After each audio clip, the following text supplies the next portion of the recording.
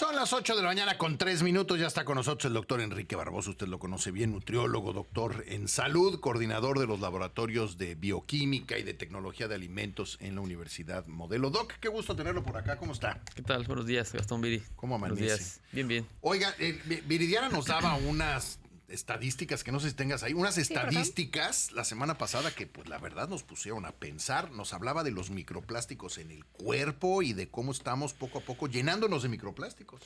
A mí me causa mucha...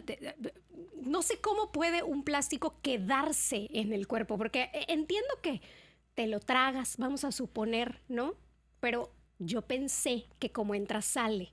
Y resulta ser que hicieron unos estudios muy interesantes donde analizaron cerebros de cadáveres y en los últimos 10 años aumentó muchísimo el nivel de microplásticos que habían encontrado. Los microplásticos por su naturaleza no son solubles en agua, en general los plásticos, ¿no? Entonces una forma por que nuestro cuerpo los pueda adquirir es en alimentos, que es en lo que particular preocupa, ¿no? Porque pues de alguna forma no pues estamos pensando que consumimos alimentos adecuados, inocuos. Sin embargo, también muchos productos de consumo frecuente, como cremas exfoliantes, contienen plásticos como mecanismo exfoliante. Ya se ha regulado, se está regulando, pero muchas cremas lo poseen. Además, también el ambiente, en el mar, en el contacto, en general con el ambiente. O sea, la forma de cómo el cuerpo los puede adquirir no solo es por vía oral, sino también como no son solubles en agua, en la piel pueden absorberse fácilmente. Se absorbe el plástico por la piel. Hay estudios con modelos sintéticos de piel y demás donde se ha comprobado que pueden atravesar la piel, porque de hecho así son las cremas de las manos. Si nos ponemos crema parece que desaparece, pero no se absorbe porque son insolubles en agua y la piel tiene esa capacidad como para absorber lo que no es soluble. Ok. Es una forma de cómo nuestro cuerpo puede irlos acumulando. Dicen que el pescado, por ejemplo, luego trae plásticos por todo el plástico que hay en el mar. Así todo es. Eso Es un proceso llamado bioacumulación, donde los peces, animales en general, nosotros mismos vamos acumulando componentes en nuestro cuerpo. Nosotros lo acumulamos y nos genera daño tóxico, pero hay animales que funcionan como vehículos, como los peces. Lo acumulan durante su estancia, su vida en el mar, son capturados, los consumimos y entonces el animal funciona como un vehículo para estos plásticos. Me imagino que esto no es, o sí pueden ser vistos por el ojo. O sea, ¿de qué tan pequeño es micro? Micro se considera un microplástico no más de 5 milímetros. 5 milímetros son visibles. Bueno, pues 5 milímetros, sí, exacto, pero no está tan micro. todo lo que está por debajo que no percibimos también forma parte de este universo de microplásticos, que son los que precisamente estamos consumiendo hasta en los trastes que recalentamos en el microondas, por ejemplo. Eso decían, ¿no? De los toppers de plástico, exacto, ¿no? que van liberando por el desgaste. O sea, si yo meto un topper de plástico al microondas y luego cómo de ahí mismo puede estar desprendiendo microplástico. Así es correcto, hay riesgo. Todos estos utensilios de sopas, por ejemplo, nosotros como nutriólogos deberíamos no recomendar estas sopas instantáneas por la cantidad de sodio, pero es una realidad que la gente las consume, ¿no? Entonces, hablas de la que se le echa agua caliente. Exacto, entonces de plano nutricionalmente no son adecuadas para el consumo, ¿no? Pero quien las consume, una recomendación, y lo digo con mucho cuidado, es trasvásalo, no lo consumas ahí, ¿no? Porque entendemos que son económicas, son prácticas o simplemente por gusto, ¿no? Pero la recomendación, nutricional por sodio no, pero muy importante también no comerla en el mismo recipiente donde se calienta. Que son de este blanco, ¿cómo se unicel. llama? Unicel. El unicel también va soltando. Exacto, forma parte del universo. Todos los plásticos son susceptibles a liberar los componentes. Las sartenes, por ejemplo, recientemente hay evidencia donde la fricción de los espátulas y demás con las sartenes puede liberar estos componentes. No, y se va raspando el sartén, pues tú lo ves, y eso correcto. En algún lugar acaba, ¿no? De hecho, históricamente una forma de cómo nosotros obtenemos hierro, por ejemplo, es a través de los utensilios de cocina. Es una ¿Es forma, en serio? Sí, es una forma que está, o sea, no es lo más significativo, pero es una forma que está comprobado. Claro, hay aleaciones y otros componentes y a veces es negativo, ¿no? Pero se ha comprobado que una forma de cómo el ser humano obtiene hierro es a través de este utensilio. Pero no creo que la cosa que hace que no se resbale el teflón. El teflón, eso es plástico. Eso es tóxico, claro. ¿Y eso es plástico? Exacto, son derivados son fíjese, mezclas. Para asustarnos, en los trabajos de los estudios que le comento, encontraron de 7 a 30 veces más plásticos en hígado y riñones. Madre. Ahora la pregunta es, hablábamos de cerebro. La semana pasada daba la información de cómo en 8 años aumentó 50% la cantidad de microplásticos hallados en cerebros humanos. Y ahorita riñón y también el hígado. ¿Dónde más acumulamos y por qué ahí? Principalmente son los dos órganos. ¿Por qué? Porque el hígado es el encargado de biotransformar, es decir, modificar todo lo que el cuerpo lo considera extraño. Además, también el primer órgano que recibe lo que consumimos es el hígado. Hay un mecanismo, una conexión que se llama sistema portal hepático, donde lo que absorbemos de los intestinos se conecta a través de vasos sanguíneos al hígado. Ahí el hígado dice, ok, esto es bueno, esto es malo, se empaqueta, se distribuye. Entonces, el primer órgano que recibe los alimentos digeridos, los nutrimentos digeridos, es el hígado. Por eso lo que comemos ahí llega. Y una vez que pasan a circulación, el riñón es el encargado de tratar de eliminarlo, pero como son partículas grandes, se retienen. Es un colador, pues. Pensemos que queremos colar un arroz en un colador tradicional, no se va a pasar. Sí, claro. Entonces, por eso el hígado y el riñón son los más involucrados. Otros tejidos también son los vasos sanguíneos. Nosotros reconocemos los infartos, como por ejemplo, o las isquemias. ¿A qué se deben? A que se acumula grasa en las paredes de los vasos sanguíneos. Está comprobado que estos plásticos se pueden ir acumulando y se montan, digamos, unos sobre otros, acumulan y forman o lo que pudiera ser también lo similar a una obstrucción por una placa aterómica que es de grasa y células y demás. Entonces, los vasos sanguíneos también son importantes, el cerebro también. O sea, cuando entran a circulación se van a pegar donde se puedan pegar. Madre mía. Entonces, no los podemos eliminar. Exacto. ¿Y qué pasa si los bioacumulo? Sí los podemos eliminar. De hecho, hay estudios donde se han encontrado en heces. Es una forma de identificar más o menos el consumo, el riesgo, pero el riesgo también cuando se acumulan en el cuerpo son la liberación de componentes. Desde antes de que suenen los microplásticos como un problema, los que estudiamos alimentos nos interesaban el bisfenol, los ftalatos, ¿no? Que son componentes derivados de los plásticos que consumimos en las aguas embotelladas, en los alimentos calentados en tras y demás, o simplemente en el ambiente. Estos dos elementos son llamados disruptores endocrinos y son capaces de generar alteran el metabolismo, las hormonas del cuerpo y pueden generar hasta incluso diabetes u obesidad. Exacto, entonces eso había pasado y lo conocíamos como pues algo que estaba en el ambiente como un disruptor endocrino. Ahora en los años recientes donde surgen los microplásticos dicen, ok, ya no solamente lo estamos inhalando, ya no solamente es el contacto ambiental, sino lo estoy consumiendo en un pez, en una sopa. O sea, el riesgo se ha incrementado bastante. Y por eso se ha multiplicado de esa manera el plástico. Exacto. ¿Y hay algo que hacer? No. Yo sé que pues, no consumir plástico, ¿no? Claro, ese es el principal, pero es versátil. Décadas, claro, exacto. ¿No? Es imposible, yo creo. Pues yo creo que la cultura de la prevención, preferir envases biodegradables, trasvasar alimentos, a manera de lo posible tratar de eliminar los plásticos. También una forma muy... No calentarlos, exacto. Una forma igual muy rápida de verificar. Hay unos toppers muy económicos y lo digo en clase siempre. Justamente cuando son periodos antes de las vacaciones o después, se venden más en los supermercados. Porque son los niños entran a la escuela y hay ofertas de plásticos. Si le pones una salsa de tomate, queda manchado con un uso y ya no los hueles. Siempre, y por toda la vida. Siempre, entonces, eso significa que hay una alta migración. O sea, hay fenómenos de migración, absorción entre el alimento y el plástico. Eso significa que son de muy baja calidad. Envases de vidrio. Entonces, nada más para repetir que esto es importante. Sí. Si el primer día que uso el topper, que le cae una gota de salsa de tomate, y se queda manchado de por vida, ese es un arma mortal. Desechen ese plástico, pero entonces deséchenlo y ya estamos además... ¿Te ha pasado, no? Sí, claro. ¿cómo no? Yo creo que a todos nos ha pasado. Que es una batalla o queda con la textura grasosa. Eso significa que ese plástico permite la migración y no es un plástico adecuado. Es un plástico económico. Y lo vemos, ¿qué envase te va a costar 10, 15 pesos? ¿No? Y vienen 3, además. Exacto.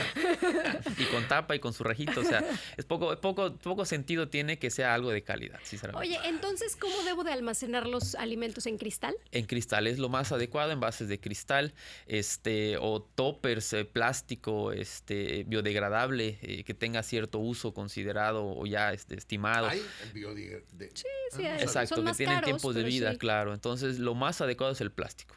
Madre mía. Ahora, no hay nada que hacer. O sea, ¿me puedo desintoxicar de plásticos? No, lo estamos consumiendo y no hay forma. Son tan pequeños, tan bioacumulados.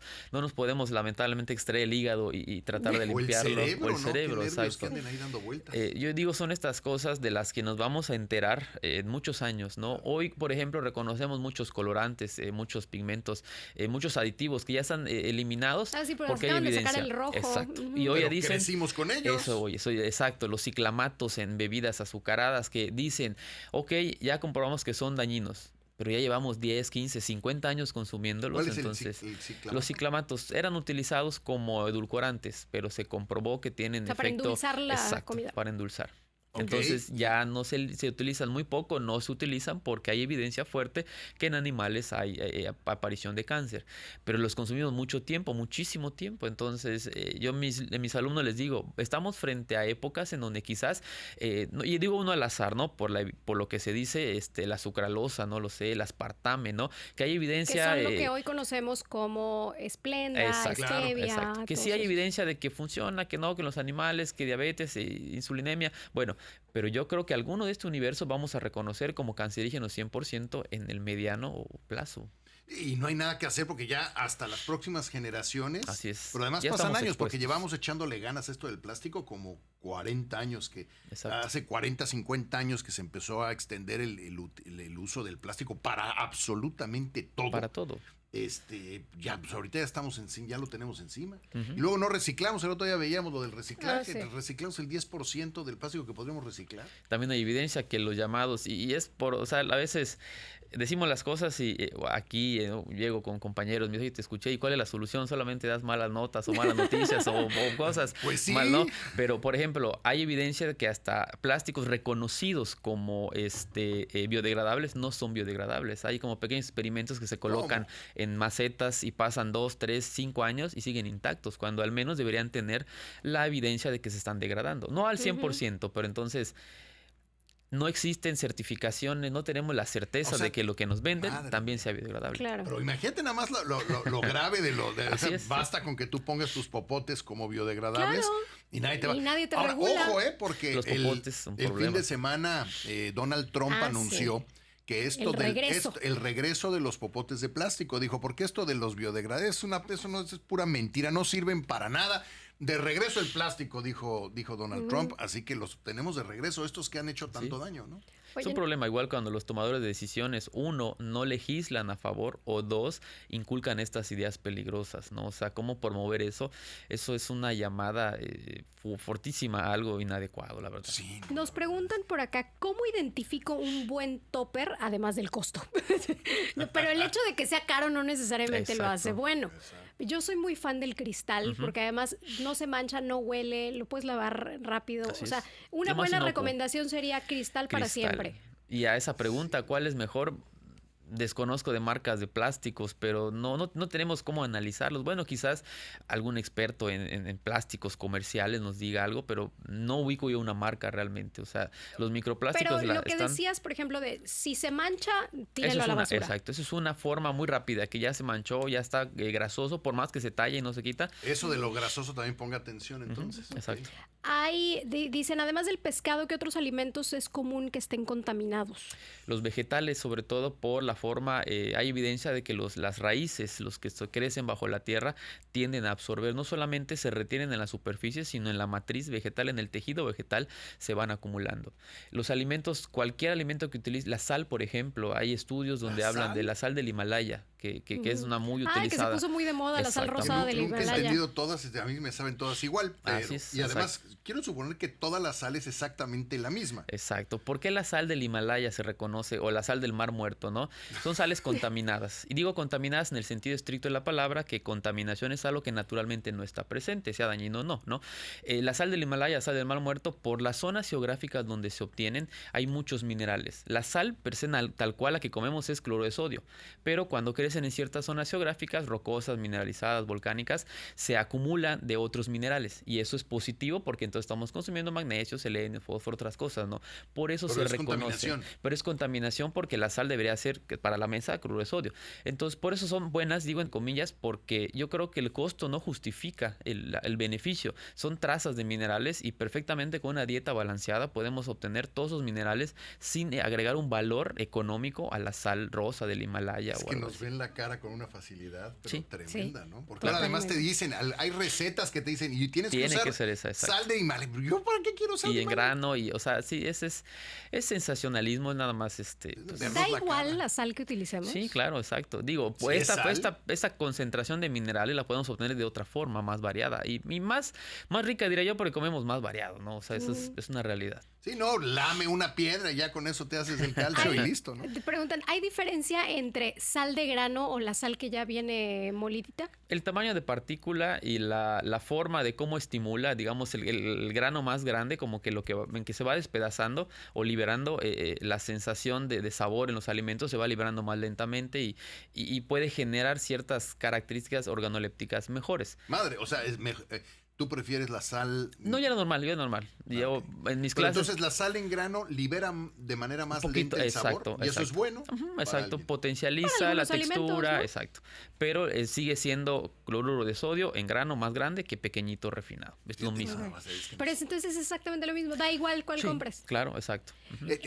A mí me parece, y esa es la mercadotecnia, ¿no? Entre sal de mina y sal de mar, Sal de mina, esa no la conozco. Mina. Es, ¿se preguntaron? ¿Existe tal cosa como la sal de mina? la No sal sé. de mar es las marcas común de la bolsita azul y son las que consumimos. Esa es, tiene es sal que viene del mar esa toda, ¿no? tal cual, la tenemos la salinera ahí Acá en las tenemos, coloradas, exacto. Esa es la Y da igual tradicional. si compro la de las coloradas o la del Himalaya.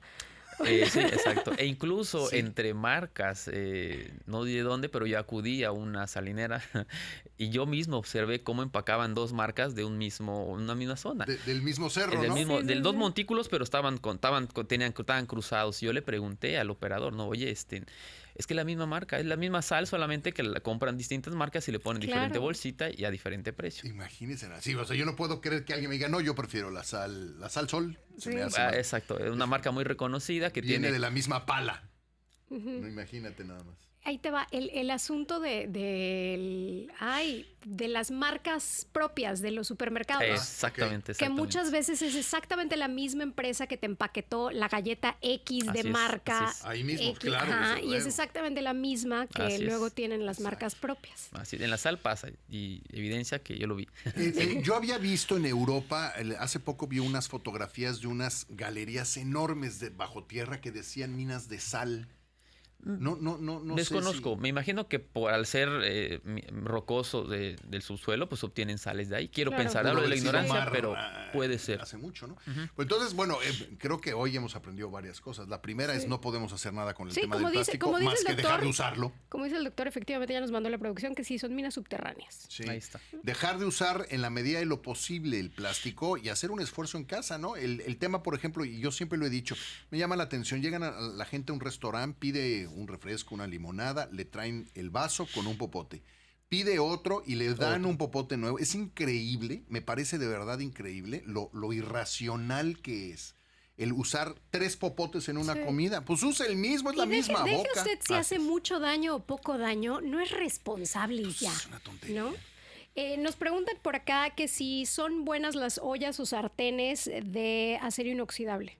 Sí, acero inoxidable, ya existe el acero inoxidable Es que grado nos pusieron, alimenticio. perdón, nos pusieron la marca, pero pues yo creo que Claro. aplica para cualquier Sí, de acero inoxidable. claro. El inoxidable es el que es color plata. Exacto. Sí. Ujú, exacto. Y hay que comprar marcas reconocidas, investiguemos la marca que tenga ese grado alimenticio. O sea, tiene que tener grado Grado- alimenticio. sí, Ojo con porque eso, ¿eh? puede ser Es que hay unas que venden como grado quirúrgico. Exacto. Bueno, esas son las mejorcitas. ¿Sí? Sí, claro. Así han de Y son costar. muchísimo más Sí, costosas, así han de exacto. Pero costar. también un metal, una aleación, aunque sea apariencia inoxidable, pudiera estar liberando metales que son tóxicos. Ujú. Ujú. O sea, hay que revisar marcas. Sí, o sea, yo tengo uno de estos sartenes pesados negros de acero, que cada vez que lo lavo se oxida y tengo que llenarlo de aceite se cura cada vez que se Ya. usa.